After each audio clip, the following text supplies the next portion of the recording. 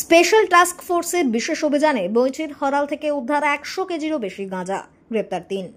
তদন্তের জন্য ধৃতদের হেফাজতে চেয়ে এদিন চৌচুড়া আদালতে পাঠালো পান্ডুয়া থানার পুলিশ। সূত্রের খবর, গতকাল দুপুরে বিহারের দিক থেকে একটি 4 চাকা গাড়ি করে গাঁজা পাচারের উদ্দেশ্যে গাড়িটি কলকাতার দিকে যাচ্ছিল। গোপন সূত্রে খবর পেয়ে স্পেশাল টাস্ক ফোর্সের বিশেষ তদন্তকারী দল গাড়িটিকে ধাওয়া করতে থাকে। পান্ডুয়ার বৈচি হরালে একটি বাড়ির কাছে এসে গাড়িটি দাঁড়ালে পুলিশের সাথে যৌথ উদ্যোগে আটক করা হয় গাড়িটিকে। গাড়িতে ছিল ঝাড়খণ্ডের ইটানগর থানার এলাকার বাসিন্দা জিতেন্দ্রনাথ গোফ, বিহারের পাটনার বাসিন্দা প্রেমচাঁদ কুমার ও পান্ডুয়ার মাগুরা এলাকার বাসিন্দা সুকুমার রুইদাস নামে 3 জন। গাড়ি থেকে উদ্ধার করা হয় 100 কেজিরও বেশি গাঁজা এবং কিছু নগদ টাকা। পুলিশ ওই 3 জন ব্যক্তিকে বেআইনি মাদক পাচারের অভিযোগে গ্রেপ্তার করে।